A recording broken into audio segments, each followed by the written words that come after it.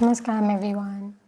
So this video I am talking about Sri Betal that I experienced in the Bhaktapur temple of Bhairava, and if you've seen my past couple of videos, you know that this visit to the Bhairav temple was really powerful for me and it really shook something within me.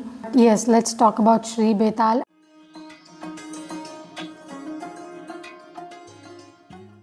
So as I entered the Bhaktapur Bhairav temple, on the left hand side there was a kind of a attic room which we had to climb a little ladder and go up on, and I didn't know what was in there, but the moment I entered I could feel that there is all kinds of arcane energies and feeling of ghost and all came over me, and it was too freaky, and so I decided not to visit it that time and just go into the main temple which was on the opposite side.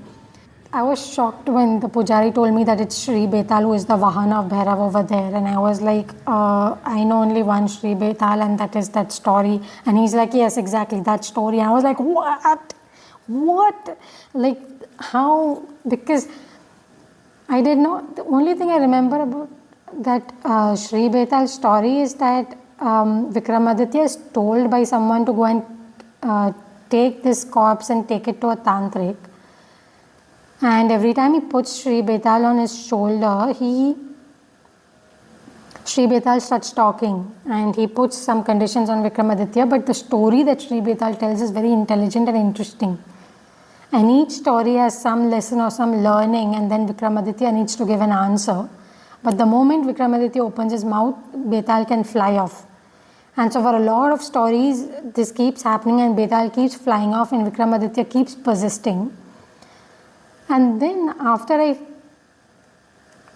came to know about this Sri Betal being a vahana of Bhairav, which is a very positive thing, a great privilege, isn't it, to be the vahana of a great deity. So I dug into this story of Sri Vikramaditya, and I realized at the ending of the story, which I actually never knew because maybe it comes so late in the game and by then we forgot, lost track, but the ending is that on the final trip, that Betal actually confides into Vikramaditya and tells him that he's actually the good spirit, and the tantric which has been telling Vikramaditya to bring him was actually the bad guy. And so Vikramaditya chooses to believe Sri Betal and goes ahead with his suggestions, and then he kills the tantric, and that's what finally was the right thing to do for him, and he becomes a great king, and Sri Betal is then free.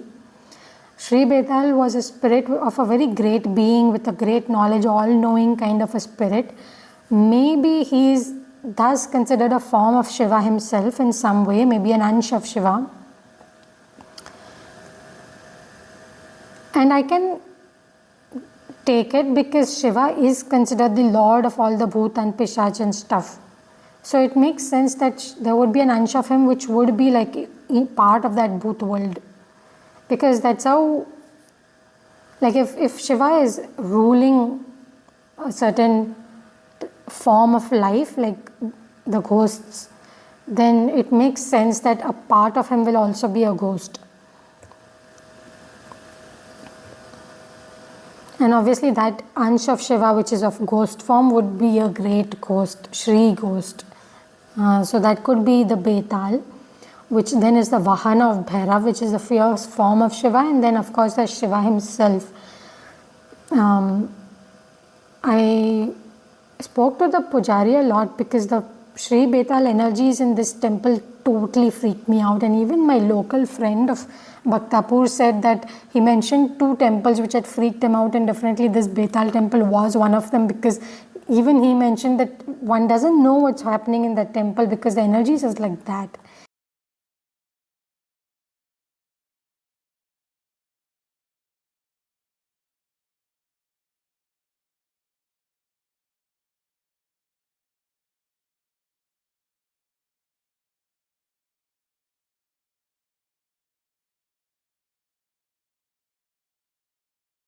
The pujari told me very interestingly, because he said that basically if we look at, one way to look at the vahan and the deity is different levels of energy. So it's like the same energy which is of different levels, and so for different people, if they aren't able to connect with the higher level energy, they can connect with the lower form and then move to the higher form. And in a way, same thing happens with Bhairava, because Bhairava is so fierce, you can't really miss that energy. And so you kind of connect with that energy, and then from there you can go to Shiva or Bholenath and one of the Saumya forms. So I am only speaking what I understood from the Pujari's talks. I obviously, hopefully at some point I can share direct conversation with him over here, but right now I can't do that for few reasons. But that explanation of the vahana being a different form, energy, just a different level of energy of that same deity made a lot of sense to me, and it brings lots of importance to the vahana in each temple, and that makes sense because every temple does have a vahana. There has to be more than simply a symbolic thing. And so what I am thinking is that the vahana is a sort of consecration and certain energy which prepares us for the deity inside the temple, kind of like when you go and meet the Nandi. Sadhguru has very nicely said that Nandi is the energy of simply waiting, like patience, just waiting. Not with any expectation, not with anything, it's just waiting, eternal waiting. And the point being that every sadhaka needs to eventually cultivate that quality of just waiting, because that's how the fruits of spiritual sadhana will come, and that's how the eventual enlightenment will happen, because everything else cessates, just that you're just then waiting for the completeness.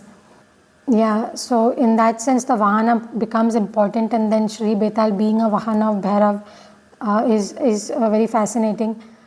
So we can take it as a preparatory kind of energies, and of course this Shri Betal of Bhaktapur freaked me out like anything, but it was okay. I kind of cultivated the acceptance for those energies. I thought it was a good growth for me actually. Later on some incidents happened in my life because I'm kind of living totally on the edge. I don't know if you all realize it, because the way I'm solo traveling very fiercely, and it's sometimes the experiences become very intense. And I had a certain experience where there were a lot of Betal energies, and I actually, it was a pretty freaky experience because I was driving and all of a sudden somehow the Google Maps ended up choosing a very bizarre route, and I didn't realize it. So I just kept driving. I thought I was on the normal highway route, and instead I took a very different route, and that whole journey was full of Betal energies. And back of my mind, I'm thinking this is a test, which is probably was of some kind to prepare me in some way, but it actually reached a point where I was pretty hysterical, to be honest. Controlled hysteria, and I made it through eventually. And at the end of the day, as I have already said, the vahana is being seen as a form of the god at the end of the day. I actually happened to come across the 108 names of Shri Betal, and they all liken him to great beings, even not just Shiva but even Vishnu and stuff like that.